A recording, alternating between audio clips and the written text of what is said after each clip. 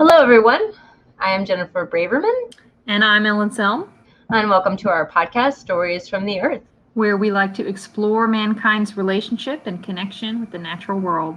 Today, we are going to chat about the book, A Weedwife's Remedy by Kiva Rose Hardin.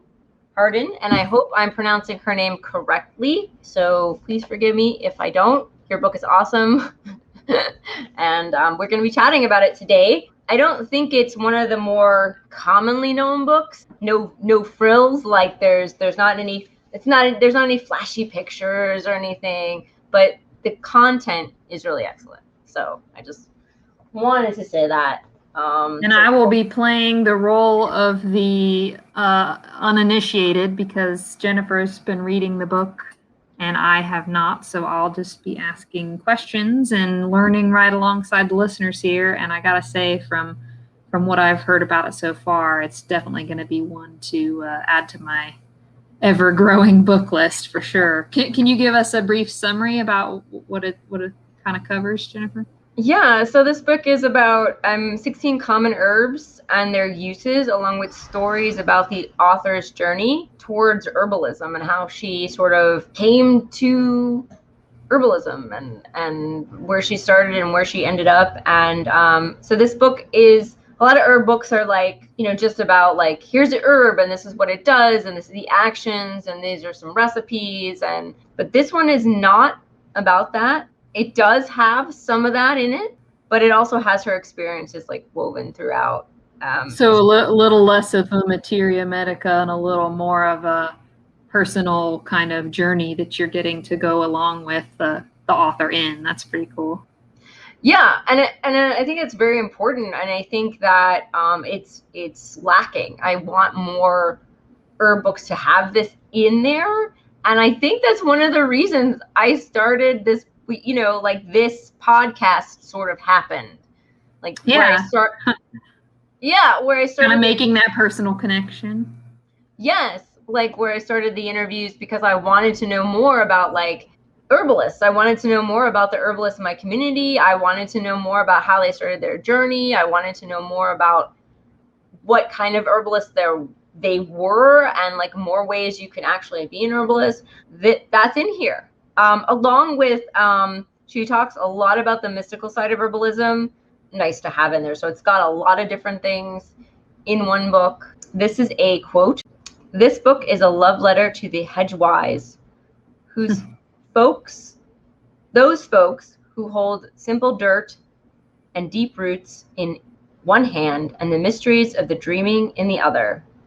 I wrote these words for all you witches at the end of the woods, you hedge riders and hooded wanderers, for those serving their community through hard work and hunches that won't be ignored.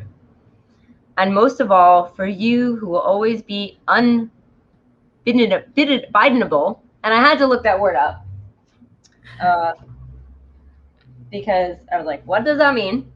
It means not easily controlled, unruly, like the opposite disobedient. Of unbiddable. Unbiddable, right? Like nice word. It's a good strong word. Yeah. She does that throughout the book. Like I have quite a large vocabulary, but this book has been challenging for me because she just throws all these words out. I'm like, dude. Which is good, but where am I? Oh, who remain in wide-eyed wondrous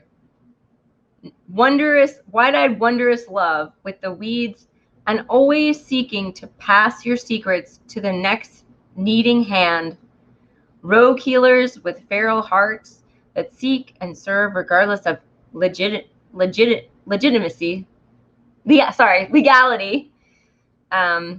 popularity, or even safety. We do this work and dream these dreams because we are called to it and because it must be done. So I just really love that. Yeah, she encapsulated it quite well. If that's not on the back cover of the book, then it's almost doing a disservice because I feel like that's a very a good summary. Well, there is nothing on the back cover. Well, turn to page 10, everyone, if you want to know what the book's about. You get this book, turn to page 10. And then one other quote from page 10 is, "A Weedwife's Remedy is the first in a series of books meant to serve as guides and touchstones for those who consider themselves students of healing and devotees to the magic of the plants." So if you fall in love with this one, you get to look forward to more to come. That's good to know. I don't know what those other books are. There is so far no information on that. Maybe if we get to interview Works in her. progress. Well, didn't that book just came out, right? Yeah. So she's probably in the middle of working on whatever next is going to be. Yeah. Right. And one more thing, if you, after we get finished talking, if you wanna dive into this book and you want to know even more about the book before you buy it, I have a herbal book club, which is on my other channel called Sea Wool, Herbs, and Tarot, and we are on like episode 30 something of doing a deep dive. Yeah, we do a deep dive. We go through the book really slowly. So that's just I'll put the link down in the description. Nice. So like there's even more about, and we're not done yet. So you could jump in. So who is Kiva Rose Hardin on that note about the author? So this is from her website, The Enchanter's Green. She is a folk herbalist, botanical perfumer, musician, and storyteller. Kiva has been practicing herbalism for almost 2 decades and studying botanical perfumery for nearly a dozen years now, especially influenced by folk healers such as Maria Treben. I don't actually know how to pronounce her last name, but I think I guess it's Treben. And then Juliette D. Do you know how to pronounce it? I'm looking at it like, wow, that's a name. Juliette the Bairacli Levy. Levy. As a guess. Again, we apologize for. I also apologize for being slightly underprepared because I'm buying a house and it's insane. So otherwise, I would have haven't got to dig into research who those two ladies are. Yeah. No, nor how to pronounce their names, but I am familiar with the second lady and her. I have actually one of her books. Oh, nice. Yeah, she did. Yes, she did common herbs for natural health, as well as more other books. She's got other books. So awesome. She is definitely a well-known herbalist, and I'll pop links to these guys in the description too. If anyone wants to look into them, I recommend it.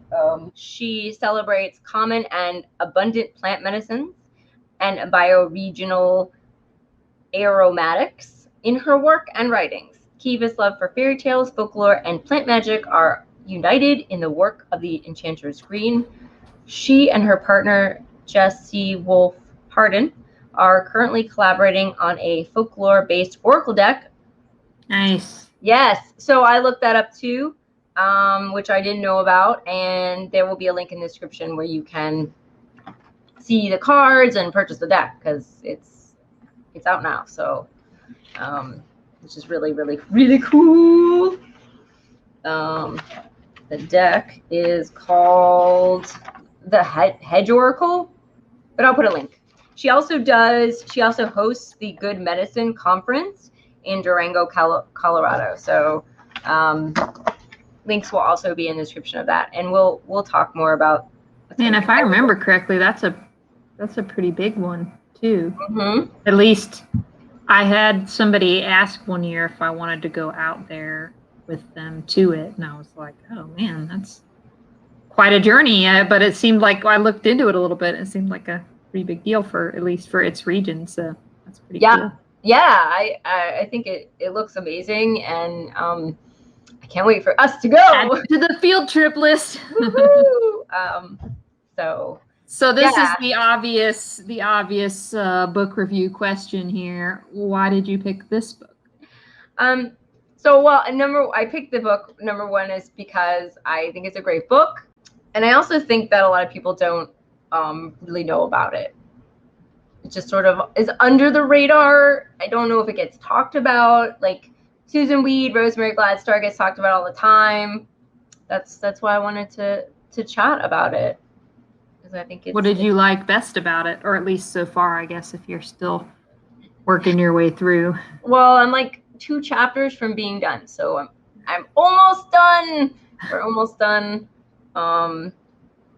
So I like that she includes her personal stories, her journey, her point of view, how she sees the herbs.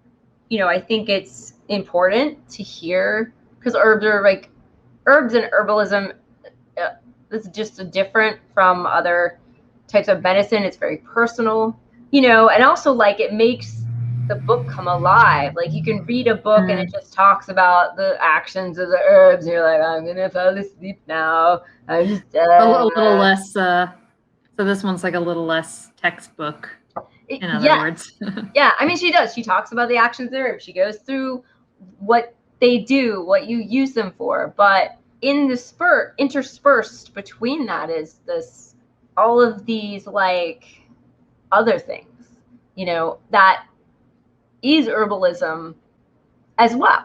That's kind of like setting the tone for why she got into what she got into, I assume. Yeah, definitely.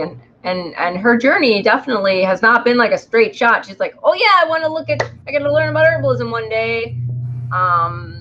Nope. Yeah, everybody just kind of stumbles into it in some ways, it seems like. I mean, unless you have the ability to say something like, you know, I'm following in the tradition of my mother and grandmother and great grandmother, you know, but I feel like that's a wonderful, lucky exception, not the norm. Unfortunately, and I hope that one day we can bring that back. Yeah. You know, teach your children well.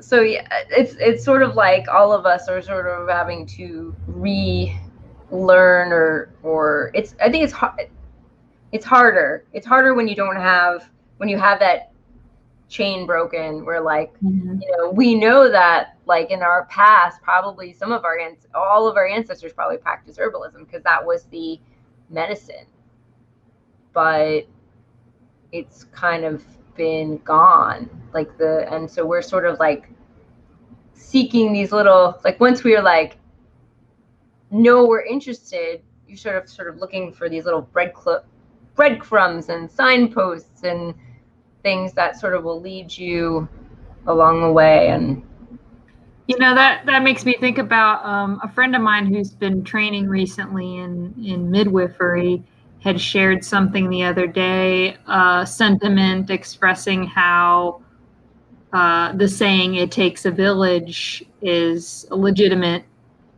saying because of like the difficulties in modern culture that women might face in raising children in terms of just, you know, lack of sleep and not feeling supported, or, you know, too much on their plate, et cetera, et cetera. A lot of that comes from the further we've gotten away from families living close knit and working together and communities being closer knit and together and so forth. We lose a lot of support system. And I think, you know, that same thought equally applies to this kind of knowledge, you know, with the herbs, because it's like if you don't have groups of people, you know, filling in the different little gaps, because no one's going to be an expert at everything. You do need that village essentially, or that tribe, to help so that everybody has a piece of the puzzle and everybody has something to share and contribute, but then everybody else benefits from it. And I mean, definitely, I would say anything with plant knowledge is where a lot of that is sorely lacking in our culture currently. But it's nice that there's like circles that I feel like over the years have been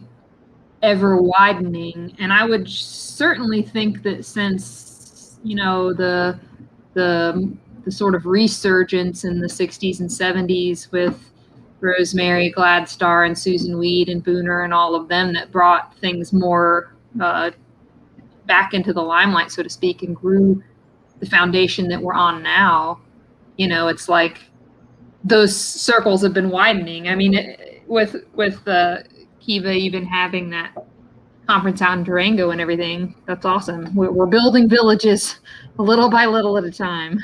Right, and there's like a ton of herb conferences now. I think the Southwest Women's Herbal Conference is no more. So we lost one, which was our closest one, which is unfortunate. They stopped doing that after. You mean Southeast? Southeast. The one closest. It was set to trade hands right before the pandemic. There was somebody else that was basically going to be taking it over. Okay. And they had it all in place in the announcements and everything, and then the pandemic happened. So I don't know if they've stalled, and maybe it'll come back one day. I can't imagine that nobody will pick it back up at some point. I can't either. I mean, like yeah, because I want to go back. This area is too biodiverse to not have something. Right. Yeah, and the herbal population, the herbalist population is so great. There's so many herbalists here, and you know, I really would like to go back, and it was a really great conference. Like, I saw Phyllis. I took a class with Phyllis Light, and I saw Susan Mead speak, and Wow.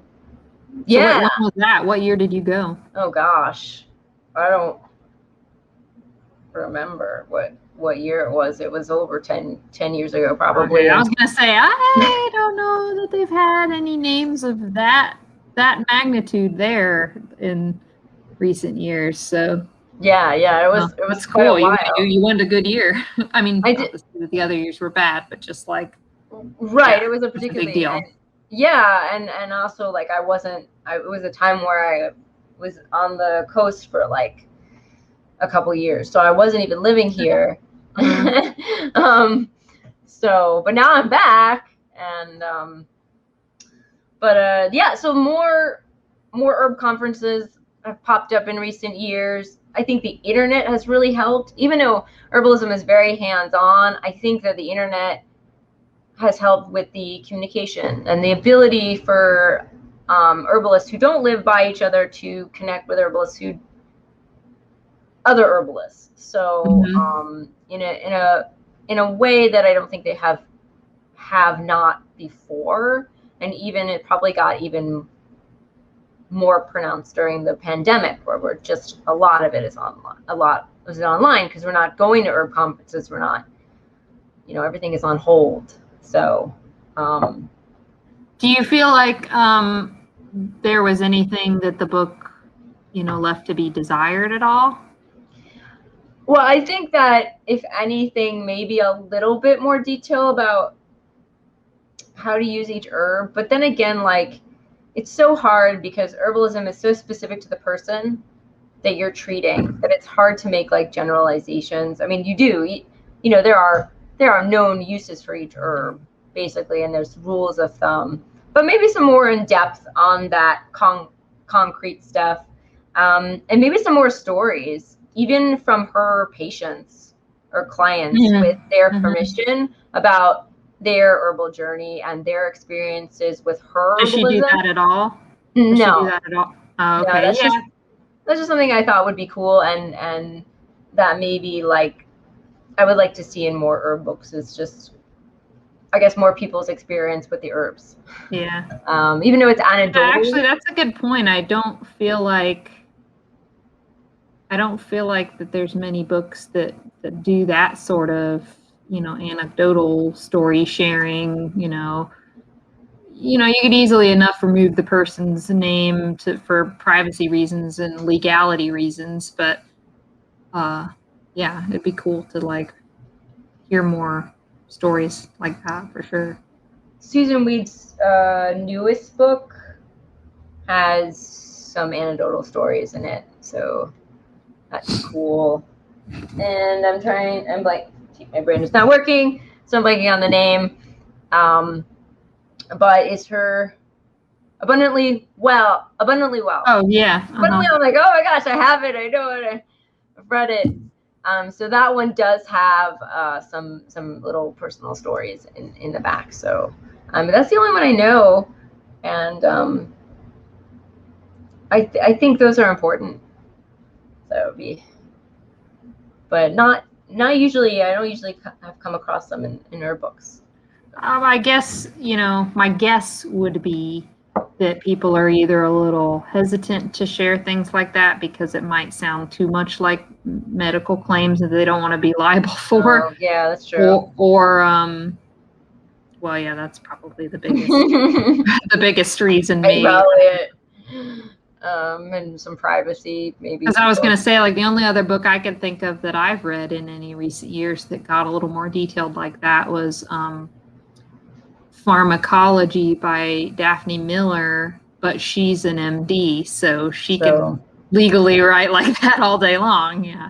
Legality worries and trying not to say that you're diagnosing or treating or curing anything goes along with the fact that, there is not more detail about how to use each herb. I think they're sort of also like, And even this is just a guess, but like potentially not wanting to seem too gimmicky, Yeah.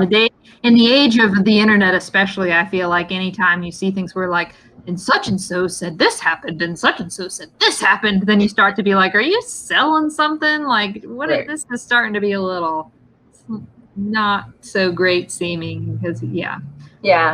I guess a book could frame that differently than just like a pitchy website would, but I could see how that could be a concern too, maybe. I don't know. So what I don't like about the book is really, really a tiny nitpick. Like really, really like I would see it as you're just it's good you shared those because those are opportunities that, maybe she'll explore further in her series or something.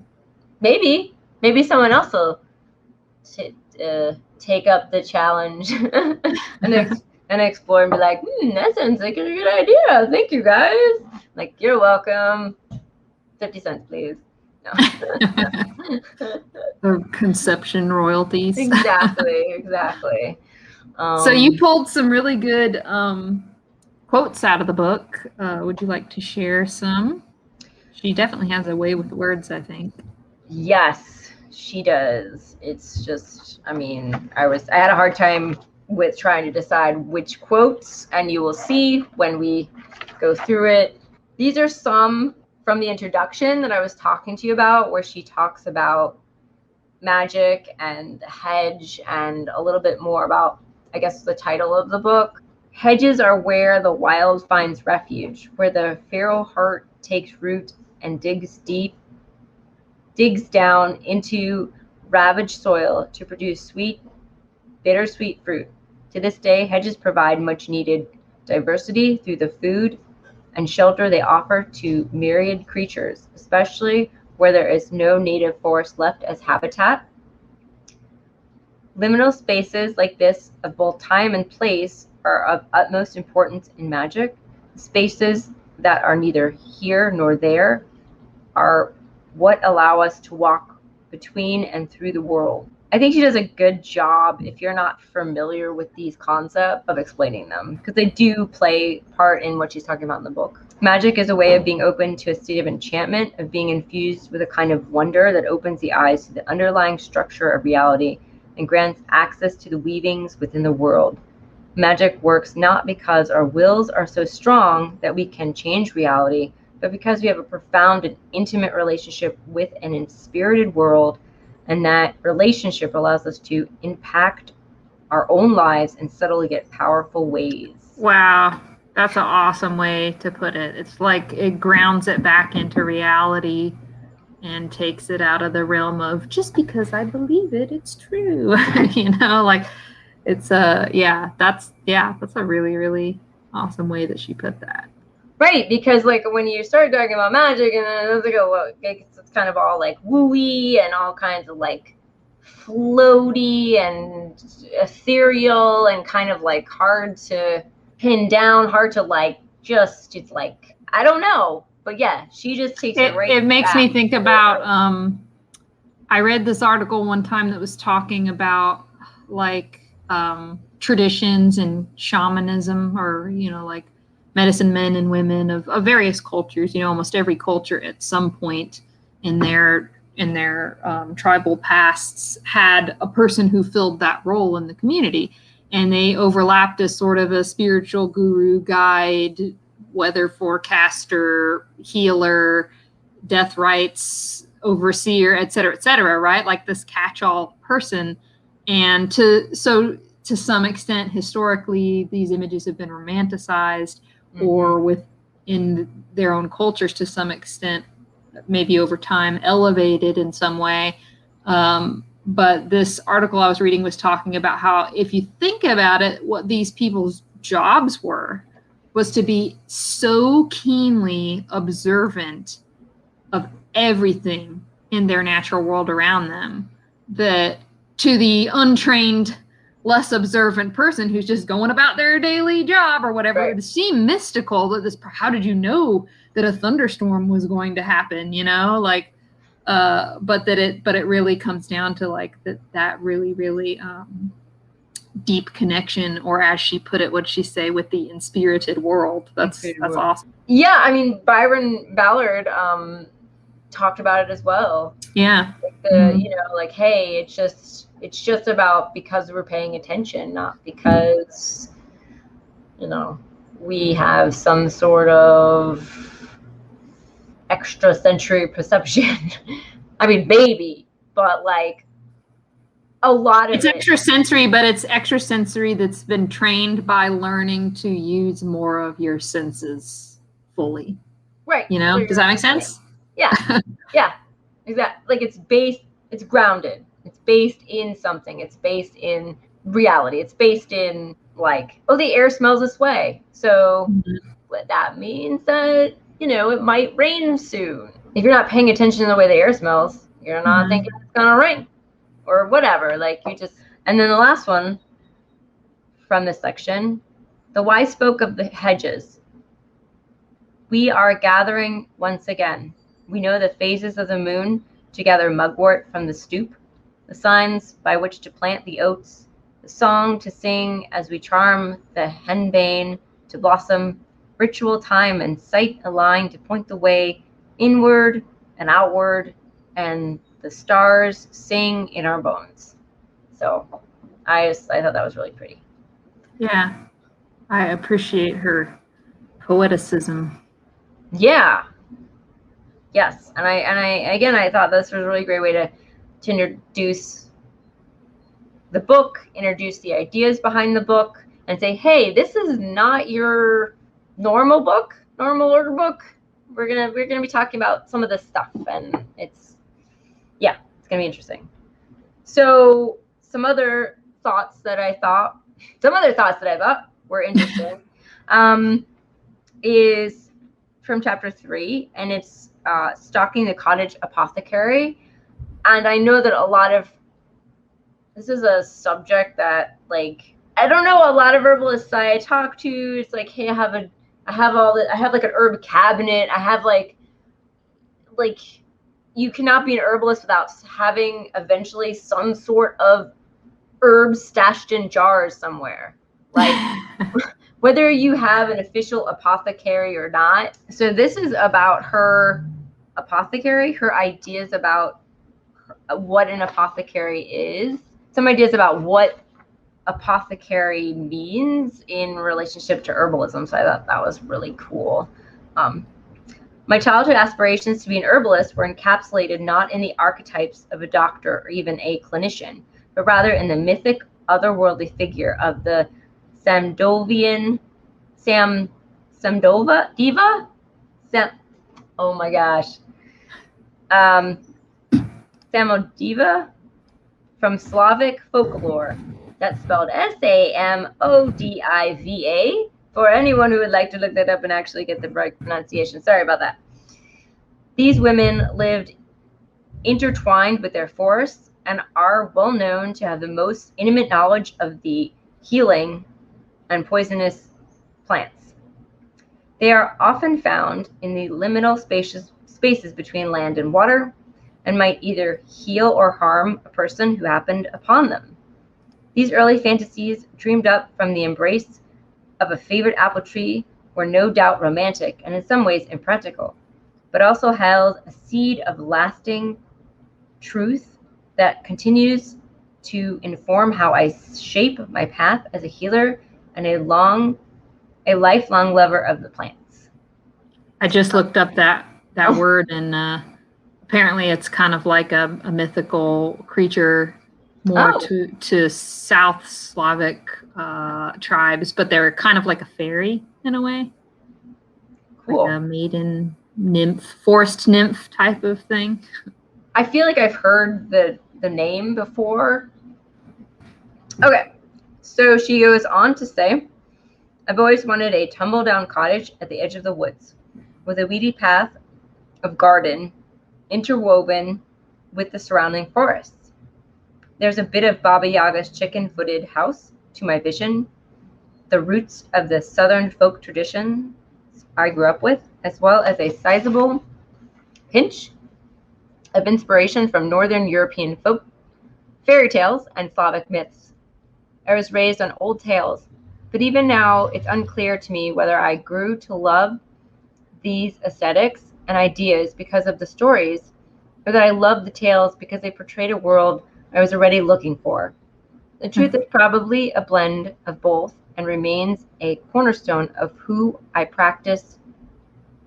I think it's how I practice and perceive herbalism to this day. Sorry. So, okay. So yeah, that's pretty fun.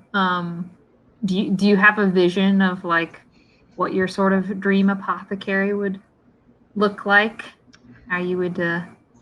I feel like, to some extent, there's a lot of imagery overlap for a lot of people on this sort of thing. So I'm always curious, and I think that's fine, like, because we all like that aesthetic, and hey, that's great and gorgeous. But everybody might have their own little touches to add to it. So I just wondered, like, what it conjures for you if you could just build your own from scratch to your own perfect specifications.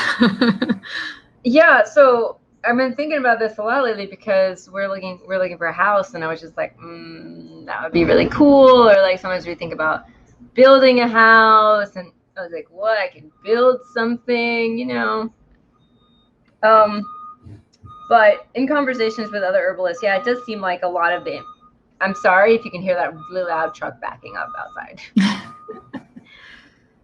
It does seem like there is overlap between visions of everyone's apothecary, and we had a lot of fun looking for pictures on the internet and like finding what they would be like. Like we found some really awesome like little houses in the woods, and just like so I think I would love like a place with a lower ceiling because I'm short, like maybe some like old-fashioned like wood beams so I can like hang like herbs from it to dry, big like open fireplace, just to I don't have to like cook on it, but just to keep like have a big nice fire, and like a very long like wood table so you can like work on stuff. Yeah, right in front of the fire. And I guess you would need some sort of like storage somewhere, like a lot of shelves and things, and of course you need stuff for your books, and maybe some like comfy like chairs and things like that. And then definitely like cottage in the woods style, like those shingles. And I love it when they show the shingles with the moss on it, even though it's terrible for them. Like those shingles are about done. Like them. Just have to change. Well, you could always do it intentionally by having a green roof. Right. It's planned. It's planned that way. Therefore, i.e., it's got the right waterproofing underneath and so forth. It can be done. Yeah, they have the living roofs, so that would be really cool. And then you could like put the solar panels up to just modernize it a little bit. Yeah. Or like maybe even like the Earth ship style, where it's all just a bunch of curving lines. And it's interesting to me because I've just started scratching the surface at digging into more of that folklore that she's digging into, in that concept of Baba Yaga. What's interesting to me is that like in some instances of old tales, the figure of Baba Yaga is like maybe a little more of a sort of a trickster, but not inherently some sort of evil witch. And in some, she's more of like a test. Mm-hmm. She's more of like a mentor, but in like a hard way. It's like, I'm going to put you to the test, but you'll come out better and stronger for it, you know? So it might seem, you know, of ill intent at first, but then whoever the hero of the story is learns, you know, from it. And then, then there's some that kind of portray her more as the evil, no good witch. But I feel like, if I remember correctly, historically speaking, those sorts of translations and viewpoints of those folk tales came about later on. And I mean, that's a whole different conversation to have an episode about in terms of like patriarchy stuffing down women's abilities. But I think it's interesting to me. Like I saw how somebody had proposed, I guess you can propose to the Lego company ideas for like little sets that they should release, and somebody designed a Baba Yaga set that came with like a little Lego house on chicken feet with like a whole little herbal garden out of Legos, and it was so freaking cool. And I'm like, yes, they need to make that one. Just the fact that circulated the internet, it's like, I don't know, maybe it's like this sort of signpost pointing at the fact that like more women are starting to like kind of wake up in some sense and embrace this wild nature and everything. It's pretty awesome. I mean, who wouldn't want a house on chicken feet? Something about that is like so awesome. Like I just don't I think that's probably what inspired like the whole image of Howl's Moving Castle and some of those other fantastical settings for kind of weird dwellings, you know, in those outlying areas. My vision's pretty, like the stuff you were saying, there's so much overlap, I think, in the aesthetic, which is fine. That's cool. I got really inspired by Tasha Tudor. She was a children's book author and illustrator, but like her whole lifestyle was like basically she made it her life's mission to basically live like she was in pioneer days, and she built her whole cabin and her whole lifestyle around that, and the aesthetic is amazing. Or like the Brambley Hedge children's series with the little mice that live in the hedgerow, like that. All that stuff is just the only thing I could think of if I was to like think of a personal stamp, you know, outside of the low beams and the hanging herbs and the kitchen table workspace, etc., is I am obsessed with Hoosier cabinets. It's a good thing I have a small house, because if I didn't, I would probably, just for no apparent reason, have a collection of Hoosier cabinets from the I guess they were like really big in the 1930s and 40s, but I think they predated that a little and ran even into the 50s towards the tail end. But it was back, you know, before kitchens had traditional counters and cabinets the way that we have them now. So they were like built and billed as like your one-stop kitchen workstation, and they really are. They're great. I do have one, and that currently is my little mini apothecary in the house where all of the jars are kept. It's great. Well, if you come across another soon, I heard from a little bird that I will have a house. Yes. To put that could be your housewarming gift to yourself. It needs to get in line behind the bathtub. I mean, just having a dishwasher to wash all of my herb jars will be amazing. But yeah, definitely put it on the list. Let me know if you, because I really like yours. Nothing wrong with some of those modern conveniences in the modern herbal kitchen. Nothing. In the least. Nothing. No way. I like that, you know, herbalism, and even in its how you actually do the medicine making is truly like, it's a blend of old and new. And, you know, you can do it with a lot of math and high-tech equipment, but you can also do it with a mason jar and some alcohol, and that's it. So, and herbs, you need some herbs, whatever. You can go out and get some herbs. Yeah. And so if you're just doing it with a mason jar and alcohol, then you might as well just drink a little it. Past here. Yeah, there's some. I don't know. You got too much alcohol and you forgot to put the herbs in. That's what I say next time. Oh, I'm drunk. Oops. I was making this tincture and I forgot the herb. So you also pulled some quotes from chapter 7 titled The Cartography of My Heart, and that is just gorgeous. What did you like? What did you pull to share from that chapter that illustrates such a lovely title heading? So we'll come back to this after I read the quotes, but this is all about how important place is, your home where you live, which is something that like I don't think we put as much importance on these days, or we're less rooted to less connected to a place. This is from chapter 7. And yet it wasn't home, no matter how much I loved the blushing lady slippers rising from the rich mulch, or how well I knew the hollers and creeks of these ancient mountains.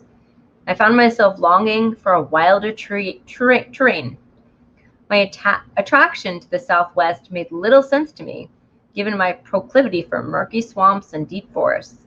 Logic doesn't matter, though. I dreamt of red rock canyons cut through with sparkling quartz and bosques lined by ancient cottonwoods. Even while I lay beneath a fragrant mimosa tree in full bloom in the sweltering heat of a Virginia summer, my heart was already walking the long road south and west towards the wild deserts and mountains of New Mexico. I could not have become an herbalist if I hadn't found my home. I've said that before and had well-meaning listeners correct me and tell me I can be an herbalist anywhere. But they're wrong. For me, my work as a healer is entirely rooted in this wild volcanic canyon a few hours north of the Mexican border. Home is a place that healed me, taught me to heal others with its help, that held me through pain and gifts me with a wild raw beauty each and every day. Home is a place I know by heart. So I just love the fact that she's like, yeah, y'all, you're wrong. I like her honesty. Well, I mean, it's important that people recognize what it means for them. I mean, I've gone back and forth with that struggle myself, in the sense of realizing like anywhere can be fill in the blank, anywhere can be home. You know, it's about what you make of it. It's about, you know, your intention and your effort and your motive and motivation, et cetera, et cetera. But there's some places I think that will come more naturally, and you can breathe a little easier, and you don't feel like you're having to work as much at it somehow. And that's really only, and I feel like some people are just born into it. They're fine where they are. But in this culture of ours where, like you said, there is a lot more rootlessness, sort of, it sometimes takes a little bit of drifting around to finally find what that motivating factor is for you that's going to define the place where you land, so to speak. And it doesn't mean you don't travel and have wanderlust even though you have a home base. It's just whatever the home base becomes. If you're not somebody who wants to just live on the road forever, because not everybody does, some people do, that's fine. But yeah, finding a home base is, you know, it is an intentional creative act. And so many times people are just kind of where they are by happenstance. It's like, oh, well, I had to take a job, or you know, a family member got sick, I went to take care of them, and now I'm just kind of here. Or, you know, like life happens, you know. Yeah. But I would hope, you know, for everyone that at some point they're able to explore the opportunity of making space for themselves, you know, as an intentional creative act. You know, I think that's something that's, you know, I don't know, really, it's probably inherent to all animals if you think about it. You know, the nest building, the den carving, you know, like humans need to do that too. It's okay. You don't just have to exist by happenstance. You know, it can have a little more meaning if we want to try to make it so. I think the culture doesn't value that, so we have to make it a priority as much as life will allow us. Some people are not able to live another place due to maybe economics and other things. So they're where they are. They're where they grew up. They're where they were born. I think it's both. For some people, they can do herbalism anywhere. They can connect with the land wherever they are, or they don't. Their herbalism is different, where maybe they don't need to connect as specifically, as deeply with whatever is around them. Maybe they have it more internally, or with her, this place in New Mexico is very important to her herbalism and in her ability to practice, and it it inspires her. It sort of feels like it gives her life. Seems like it kind of helped wake up her senses in a way. Yeah, I think when she says, you were wrong, specifically for her, that is true. And the person saying that shouldn't have corrected her and just said, sort of like, well, should have been like, you do you, I'll do me, and we can all be herbalists. Everyone practices differently, and you've been in a rental situation in a city, which I've been there too. You do what you can. You have some plants in pots around the house, around the porch, like there's always ways. So the person saying what they said to her, they're right in the sense that there's always ways. But from the personal standpoint, there's nothing wrong with them saying, yeah, but what I feel I need and how I would work best is fill in the blank, Yeah. Well, I mean, I used to think like, I need 20 acres minimum. Like, I want to be so not near anyone or anything and have all this land that I could just protect.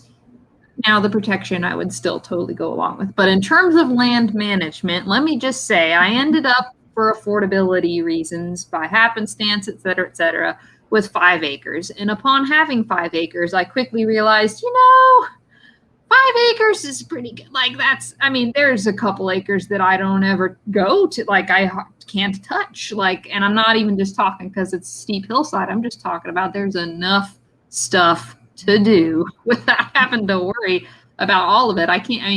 Seriously, anybody with 20 acres, most of that is just there. It's just existing. And that's fine. Like, from a permaculture perspective, the riparian buffer, etc., leave it be. Leave it for the animals. That's great. In my own experience, learned more about like what, in terms of like, how does the land affect your practice and what are you doing? It's like, what I've learned is definitely less is more. And if I can leave areas of it be, if I have to leave areas of it be, which I do, just for time and energy's sake, you have to learn to be okay with that. Like, yeah. And in that sense, that image of Baba Yaga's cottage nestled in the woodland edge, so to speak, is like, yeah, my place is slowly becoming that because North Carolina is a freaking temperate rainforest jungle over here in these mountains. And if you try to control that under any kind of thumb, you're fighting a losing battle. Like, I knew that from the start, but now I really know that. It's more about selective cultivation of little areas to maneuver, and the rest of it's just Mother Nature at her finest. Which is perfect for when we build our apothecary on your land at the edge of the craziness, right in the honeysuckle. So you said that she tells a lot of stories in her book. Do you have an example you can share of any particular story in her journey?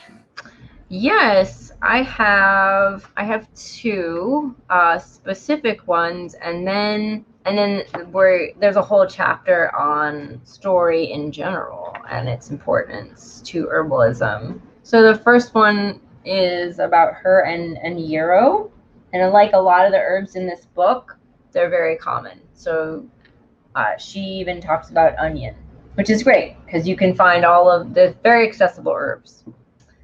I always preferred sleeping under the open sky to being cooped up indoors. Even when I was just a toddler, I was so adamant about my sleeping preferences that my mother would frequently lay a blanket out in the back lawn for me to nap on. I loved the big trees swaying in the sky above and the lullaby hum of insects all about me. And I would even crawl off the blanket in order to sleep directly in the cool grass. One sunny afternoon, she lay me down, already asleep, and I awoke from my nap to find myself face to face with lacy white flowers and soft feathery leaves brushing my skin in the breeze. In a still sleepy state, I gazed at the rounded blossoms and breathed in the pungent scent. Then, upon returning to the yard, she found me with my face in the flowers, and as she tells the story, singing a quiet tune to the little plant. Aww. I thought it was a really sweet story. So that is her first, like, I mean, I think that's one of, she doesn't say, but it seems like one of her first memories of like her and Yarrow, like how she got to know this plant, and or even just like an awakening in a sense to the plants in general. It's very sweet. I mean, it's interesting how early on she connected to the natural world, and she talks about like how she always connected to the natural world more easily than the human world. What's your earliest memory you could think of regarding like nature and plants? Do you have anything that's like, aha, stands out that way? I remember it was in New York. We used to live in Brooklyn, and my mom used to go to, like, you know, we went to the chiropractor, we went to various practitioners, and she would take me along, and I had health issues and growing up, and we saw a variety of practitioners and from a large range of, and I don't even remember who this person was, and I was really young, and they gave me this sizable hunk of quartz crystal. I was like really young, and they're like, here you go. I'm like, how did you give this kid object? Like, I'm just like did one of those things where you're young enough that you're just like, why is this complete stranger handing me this shiny object? Like, ooh. Right. I'm like, did they know that like I would have like a, you know, a strong, you know, they didn't give me a plant, but they gave me a very crystal is still a connection to the natural world, right? Mm-hmm. Like, and like, how did they know that maybe I would carry that like my whole life? So I think that was one of my first memories. And that's then really cool. I wish I knew who that person was. Sometimes I think people just get a sense of you that you don't know yet. So maybe that was what it was. And then when we moved to North Carolina, I just think that, like, I don't know, this place is just. Then you were just submerged in it at that point. I was. I really was. This is your backyard, literally. I mean, we had 3.5 acres of land, and when I look at the pictures, there's just like, it's just like this was a very magical place, you know, like we had a huge oak tree, and in fact the house that we will hopefully get has a big oak tree. Like it has like a bigger front, it has a front yard which is really nothing, but it has a backyard that's very tiny, and it butts up against the cow field, which I love, but it has on our side of the fence a big oak tree. Awesome. And I think that's really cool. But I think I had this just natural proclivity, natural like bent towards, you know, herbs and just the natural world in general. And so like when we moved here, it just like got encouraged. It's easy because it's just so much of this place. It just suffuses everything, like as much as the modern world wants to try to kind of snuff it out and has over the years with all like the clear cutting and everything else. But it's just like, nope. So that I guess is my earliest experiences. Do you have one? Or I have one, and it's weird because if you try to go back to a certain degree in your memory, like things get more dreamlike. So it's clear, it's a very clear, strong memory, but it's a clear, strong memory from the limited perspective of a baby. And that's the crazy thing about it, is like how young it's the only memory I have from being that young, because it's not even as typical of a time frame for people to have memories from, but it's not impossible. I was still a bit like, I wasn't walking yet. So wow. It was probably young enough that my sisters they weren't even born yet. When we were younger, my parents occasionally kept gardens because we always rented houses. So they would use the yard somehow. And there was at one point when I was young where my parents had rescued this tabby cat that they later gave to my aunt. And I don't know if it was that tabby cat in the memory. I'm assuming it must have, like, time frame wise. It's like, as an adult trying to make sense of the memory, I've had to like corroborate the story with my mom. It's like, did you have a garden when I was about this age? And is that when we had that cat? And blah, blah, blah. But I have this vision of being plopped down on the ground. Mm-hmm.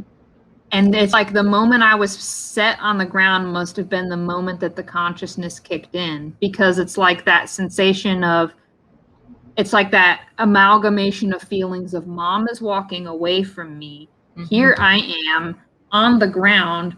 What the heck is this in the garden? So right. Like there was the plants around, and the cat came up to me and like, did the cat headbutt only on me as a baby, like, ah. But like just that vision of like my mom's legs, because that would have been my viewpoint, walking through the rows of garden and me just looking around like, whoa. You get the childlike wonder on an alien planet.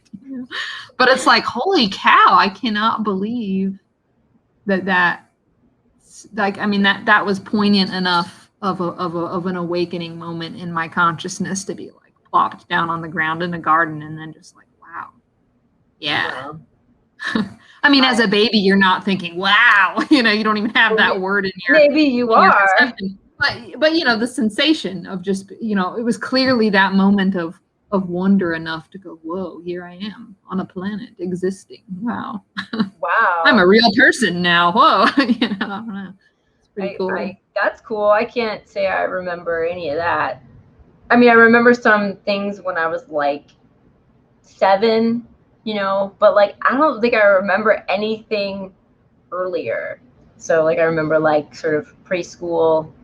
So maybe actually it was a little yeah. You can like younger, if you could place yourself in certain scenarios, you might have flashes. But that's it. Nothing from when I was that young, and that's really cool. That's a really cool story. You remember when you were like first. You're like, oh, I'm alive. First aware that I was here on planet Earth. Here on planet Earth, yeah, exactly. Probably why, for like, cause, I mean, I'd have to, in some sense, attribute that to why, like, insects have never bothered me, dirt's never bothered me, animals have never bothered me. Like, I was an outdoors kid and spent about as much of my time out there as I could. So I think that was probably definitely what set the precedent. I mean, it would be nice if one day, like, we could have more time to battle the jungle on your land, but maybe one day. The longer it's gone on, the less I care about battling it, which is why I was saying it is going to become more of the overtaken Baba Yaga cottage in the end. Like there's areas where I selectively manage because there's things that are being intentionally planted. My intention was never to immaculately landscape it anyway, right. And what idea I did have is even less managed than it originally was intended, and I'm like learning to be okay with that. Like, I mean, I think that is like the lesson of nature, right? Just sort of go with the flow, and it does what it does, and you try to do what you can, and the rest, let it go, and it's fine. Like, it's, and if you want to do something with it later, it's just, of course it takes a little more work, but it's there, it's there and it's doing its thing. Like if I had a lot of money, I would just buy up land and just leave it.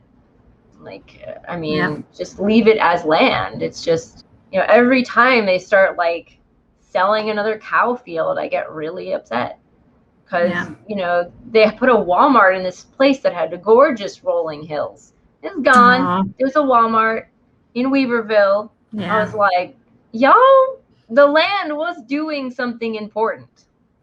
It was being paradise. Land. Put up a parking lot. Exactly. Yep. Exactly. That's so true. Circling back around in her talking about the apothecary in a way, you also pulled a quote out where she's talking about pantry medicine, which I don't think is so much a segue away from building an apothecary. It's kind of more piggybacking on that. So do you want to share that thought that she shared? Yeah. So this is from some of her early experiences. As a little girl growing up in both urban and rural areas, I was fascinated by the wild onions that grew in my family's yard and all in surrounding fields and roadsides.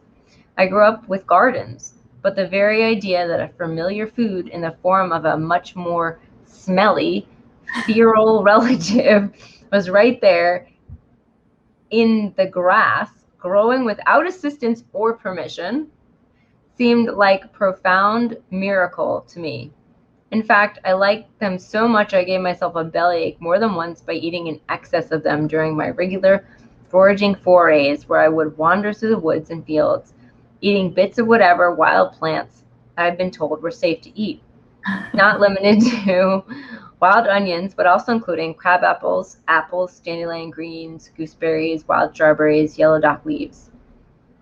I was also intrigued by the stories I heard from our old-timer neighbors about how their mothers and grandmothers had cured pneumonia or the croup by onion poultices. This also seemed miraculous to my mind that a common kitchen food can somehow serve a similar purpose to codeine or other strong prescription medications. So this is from the chapter she talks about onions. But I thought that was really neat because this was like sort of the first time that she realized food can be medicine. And that things just grow wild all around us. It's not like it has to always be intentionally cultivated. Yeah. Right. Like we live in kind of a world that feels like people always, that wants to put us in a box and wants to restrain us and wants to cage us and wants to whatever. And she's like, well, this plant is just growing and it's like a rebel. It's just like, I'm doing my thing. And I think that's an important thing to keep in mind, as some of us, or a lot of us, experience being sort of, or feeling sort of like we're trying to get smushed into a box, or like we are not able to, or doesn't give us permission to express ourselves in these kind of more the wild nature you're talking about. Yeah. I'm not getting the words, but there's interesting poetic metaphor for contemplation in there. The fact that so many wild variants of our more commonly known cultivars are usually, like she said, more, what did she say? Not stinky, but, smelly. I would say pungent, like wild radishes and mustard greens are so much more bitter and spicy, than their domesticated brassica cousins. And wild blueberries, they might be tinier, but they're like so much more blue and juicy and strong flavored, and some of the coloring and flavor density, I guess you could say, of those plants are related to the conditions and how they're grown. So it's just an interesting thought to think about, that in the feral wild nature of these things, they end up inadvertently, not so inadvertently, as a product of their upbringing, produce more medicinal compounds, produce more nutrients, more antioxidants, whatever it is that they're compounding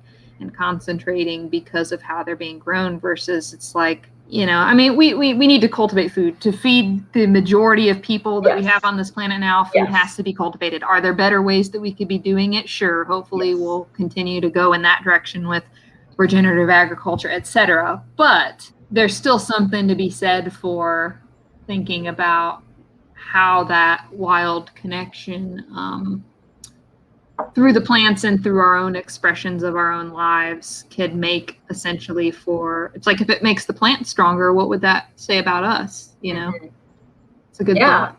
It's like society tells you should be one way. You're trying to be that. It's just not how you are.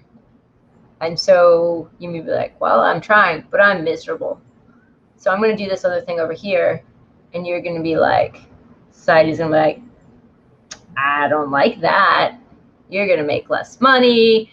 Your relatives are going to be like, you crazy girl. Everybody's going to be like, whatever. Crazy person in the woods with a chicken feed house. But you're going to be like, works for me. Yeah, it's scary because it's like a breaking away. But if you can, that's so cheesy, follow your heart. But if you can do that, then you may find yourself happier and then ultimately more spicy and more bitter and more just but more bitter happy. In a good way. Bitter in that cleansing kind of way. Bitter in that discerning kind of way. Right. And you might find that once you start breaking away, other things will open up and other roads and other possibilities will happen. So, and I think that's sort of what she's hinting at a little bit here when she's saying that, this plant didn't get any permission to grow here and how it wanted to do it. It just said, I'm doing this, because it's good for me. Well, I guess in terms of your final roundup of quotes, I like that you pulled together some that deal more with her kind of approaching the topic of story and its importance. So you pulled some from, I believe it was chapter 13, The Tales of Old Wives, Myth, Flora, and Culture. What jumped out at you from there? Yeah, so throughout the book, she's talking about the importance of story. Here and there, sprinkled throughout, the importance of story to herbalism and how one affects the other. And in this chapter, she just really talks about it, really expresses it, really fleshes out that idea. So story and art are direct inroads to even the most inaccessible crannies of the human mind, and thus to cultural perceptions of a subject. When a concept, idea, image, or perception is repeatedly present in popular literature, cinema, music, or any other art form, it has a viral effect as it spreads from person to person, place to place. For better or worse, there is no such thing as just a story. Every legend and tale has an effect upon its audience, whether they think they believe it or not. The best writers and storytellers, and for that matter, marketers, understand the innate power of the story. Mythopoesis, myth-making, that which simultaneously marks us as human, and that which ties us to the more than human world. As humans, we are deeply flawed, and yet still contain the seed of creation within us, as well as the ability to see beauty and wonderment in the world, and then to express it in myriad ways that connect us to each other and to the natural world. That quote almost sounds like it came right out of our podcast description. I know, right? That's why I have put it in. Because we humans think in stories. We recognize ourselves and each other as stories. We understand each other's actions and behavior in the context of these stories. Now more than ever, our developing stories need a transfusion of place-based information and understanding. In a dystopian or post-industrial landscape, it's easy to lose sight of the natural world as part of our myth-making, art, and conscious storylines. As civilized humans have moved ever further from intimate relationships with place and plants, movies and books are much more likely to portray all flora as generic, or pared down to a few well-known species. In the past, many of the English-speaking world's most important stories have concerned plants as important elements, and more specifically medicinal herbs and food. And then the last one, our work is not to simply retell the same stories, but to adapt them to the current context, to question their validity, challenge long-held assumptions, and even to break them open so they can grow back as something new. Our herbal traditions and plant knowledge are at their best when dynamic and growing rather than locked into past assumptions and supposed facts. The story of plants and people will never be a finished one, as each one of us, every curious child tasting wild mint for the first time, every experienced elder blending a favorite formula, contributes to its evolving mythos. So that last one is one of my favorites. Yeah, that's great. I had such fun last time my little niece and nephew came to visit me. They live in a very suburban environment with like a very flat, dry yard with maybe like a tree in it. And they're so young, you know, that's the bulk of what they know and have experienced and are familiar with. So to come out to my property is just like, holy cow. I mean, they're actually kind of get intimidated by it. Like they get scared of bugs and stuff like that. But I had taken my nephew out to walk around the property with me, and he didn't want to be put down because he was just scared to have to walk through the tall grass by himself and stuff like that. So I was just carrying him, and I was like, do you want to take a tour of everything that you can eat? And he was just like, what?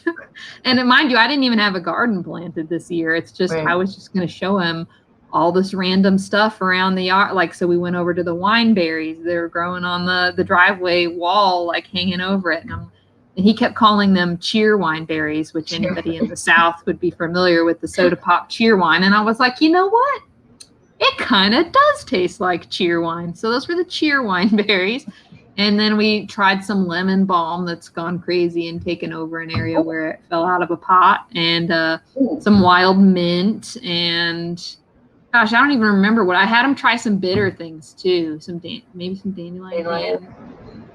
He tried in a piece of a oregano leaf and was just like, oh my god, you know, like, try a little bit of everything. But he just like he's got a lot of sensory issues.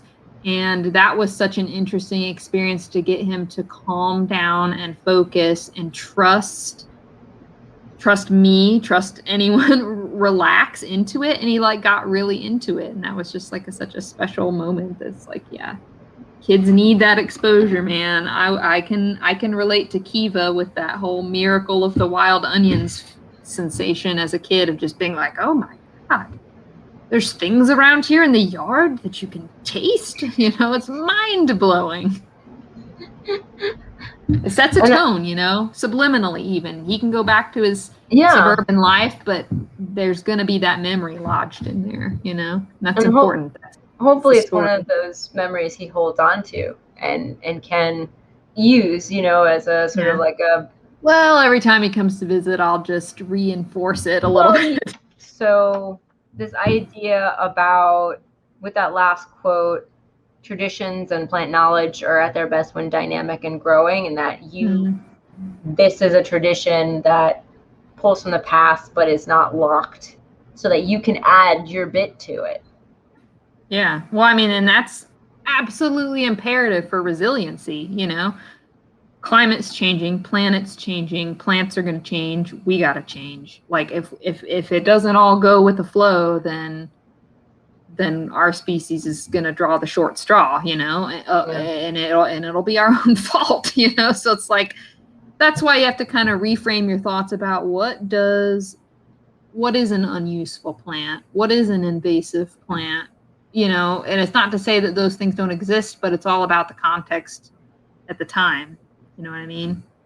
And the quote you read before where she mentioned that in the past, a lot of stories would have contained plants as elements in it. And, you know, that had me racking my brain trying to think of any example I've seen of that. And I get that she's talking about in the past, but that just makes me really curious, like what she might have been referring to. Like, yeah, like what stories in particular? Like, I'd be really interested to know and see more examples of how that was a more commonly included, because I get what she's saying in terms of in movies and literature and stuff nowadays, if they're mentioned or shown or depicted at all, they're just kind of there as part of the scene, but they're not there with more purpose. And so it would be interesting to know how in the past they were interwoven into stories out of purpose, because they were more purposeful to people back then. The best example, really the only example I could think of that I've come across recently was there's a really good historical story anime called In This Corner of the World, and it's set during World War II, and it's about this rural Japanese village and just how the people had to survive during the war. And the animators went to such amazingly intentional detail of portraying the plant life, and in part because there's some scenes where the main heroine is picking some of the plants to live off of because there's rations and food scarcity, so they had to know what to eat and use medicinally in their own backyards, and so they depict that in the film, which is cool. But Japan's biome is so similar to ours here in Western North Carolina, and they have a lot of the same, if not analogously related plant species. And so to me, it was even fun because I'm like, oh, that's blah, blah, blah. Oh, that's blah, blah, blah. Oh, that's, wow, this is so cool that I'm just watching a movie. And I'm like, I can recognize all the plants that she's picking. Like, oh, it'd be cool if there was more of that. But of course, any kind of herbal nerd would say that. I don't know that there's a market for it in cultural movies, but hey, maybe there should be more of it. I mean, it's sort of like slotted in here and there because I was watching, so The Handmaid's Tale, the new episodes have come out. Anyway, for anyone who isn't familiar with The Handmaid's Tale, look it up, watch. But anyway, they're in a sort of a place where they don't have access to like modern medicine. And the main character got shot and is dealing with treating this wound. And she's just like, well, we made homemade penicillin from like, you know, mold and stuff. Like, and she's like, and then there's also a marigold ointment for like this, it's a skin salve. Well, marigolds are calendula, which is an, you know, or for the skin, but, and I missed it a little bit because I'm like, marigold, wait, why did they use marigold instead of calendula as the name? That I don't know.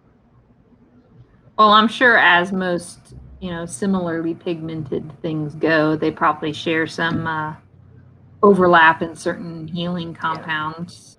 So do you feel like that this book's tone is approachable and would be useful or inspiring to herbalists who don't necessarily identify with the magical hedge witch sort of vibes, or like would it still be useful in that sense, or is it pretty well tailored to those proclivities?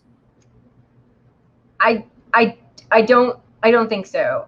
Because the ideas are throughout the book that I feel like someone who is not interested in some of the more mystical sides of the herbs would not read or be interested in large portions of it. And I think that they maybe would miss the point of the book, and that like maybe, you know, more of a traditional Materia Medica would be better for them, that just talks about what you do with the plants, like, you know. Yeah.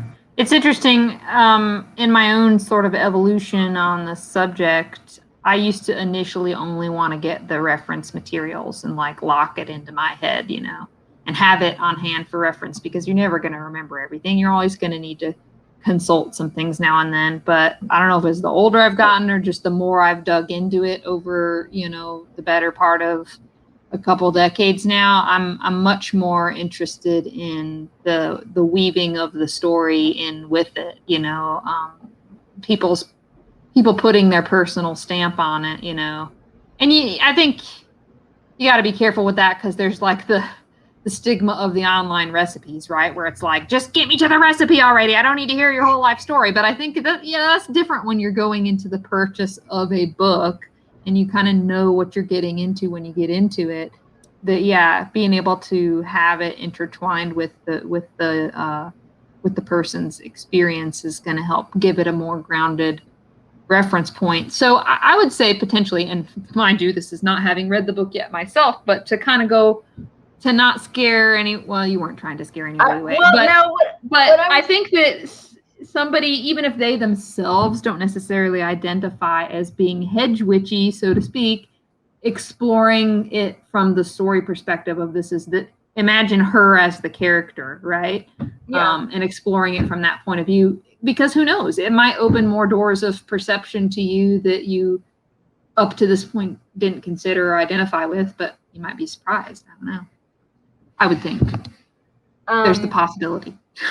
I don't really know. Like, everybody has different experiences. There are definitely some sections where she's talking about magic and those concepts, but like her whole herbalism, her whole brand of herbalism, her whole idea, all of what her herbalism is about is intertwined with the mystical. You can't separate it. It's together.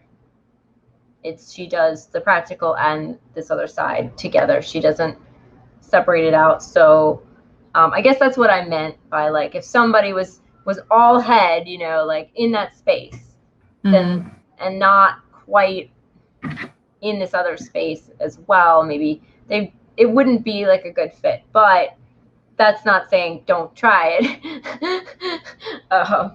For the people that would want a little bit of that heady stuff, does she include any medicine making tips or suggestions or recipes in the book at all? Yeah, so it's not a book that tells you how to make like a salve or a tincture or tea, but she does have recipes throughout the book.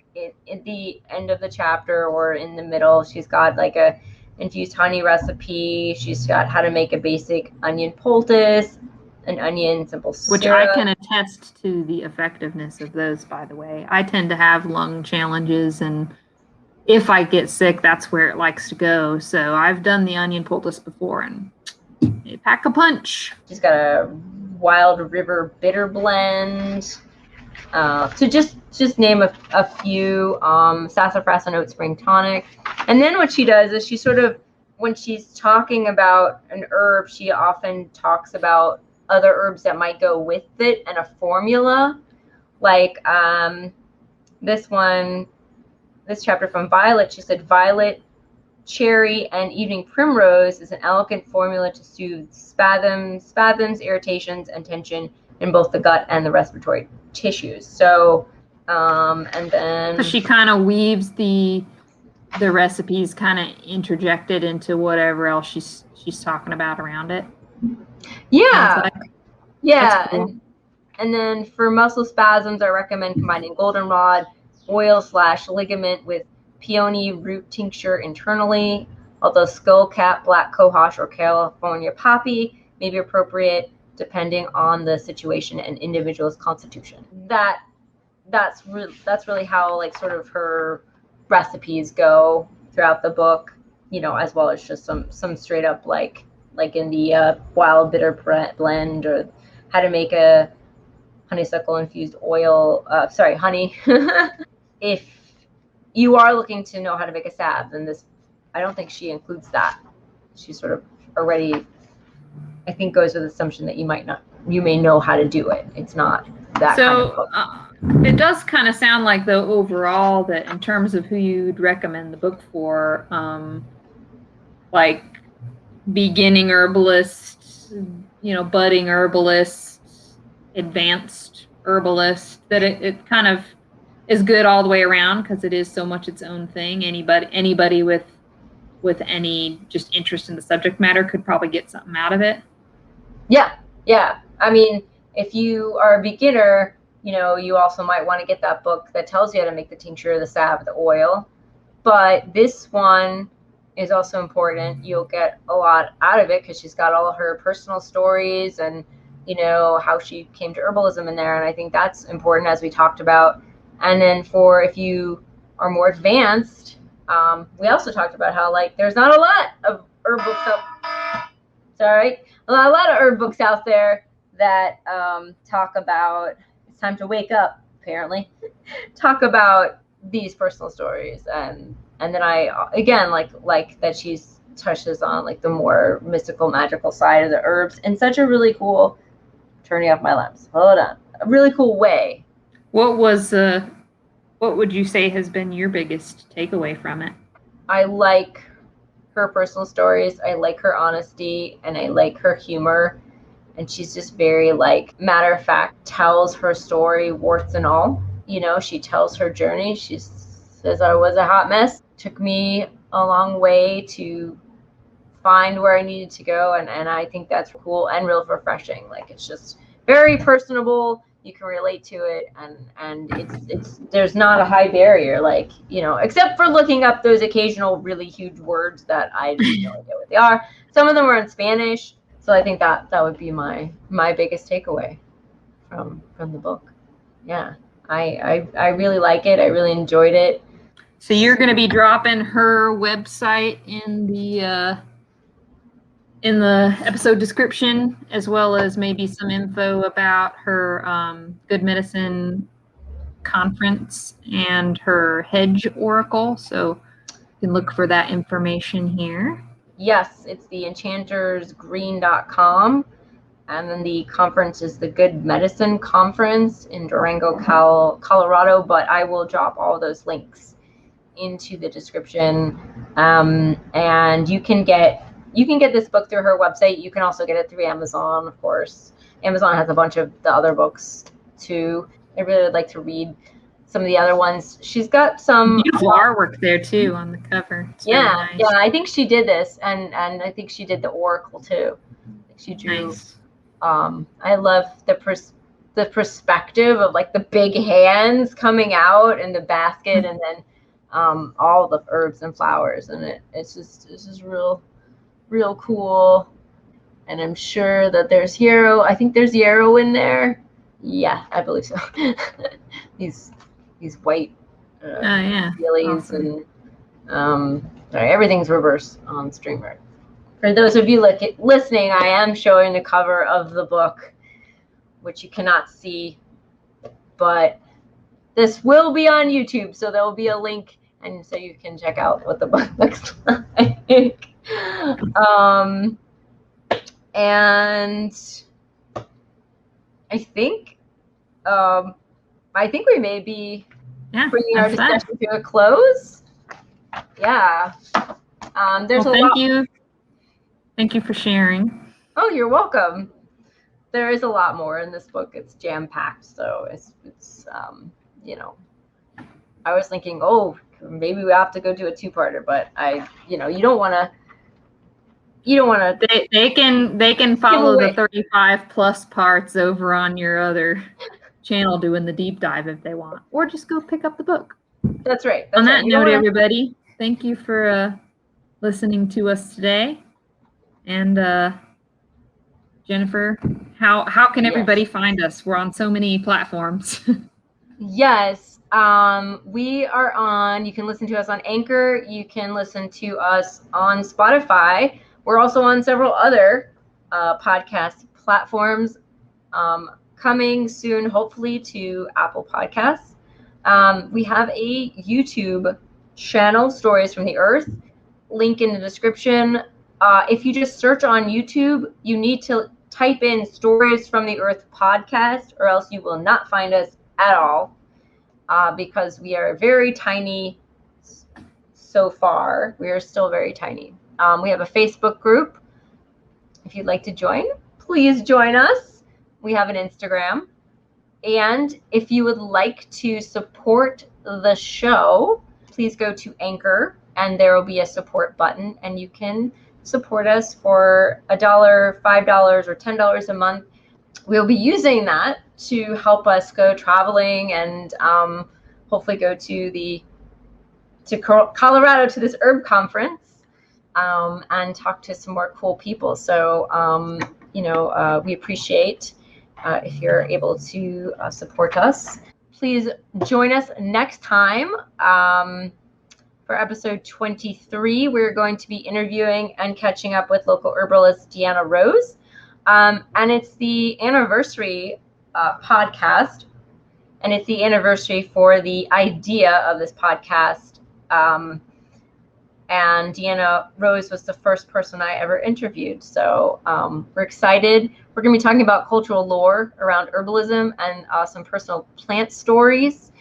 And that episode will air on Wednesday, the 19th of May. New episodes drop the 2nd, 3rd, and 4th Wednesdays of the month on at least the audio. I try to get the YouTube episodes up at the same time, but sometimes they do lag behind. So I think that's it. Well, thank you. Thank you for joining us.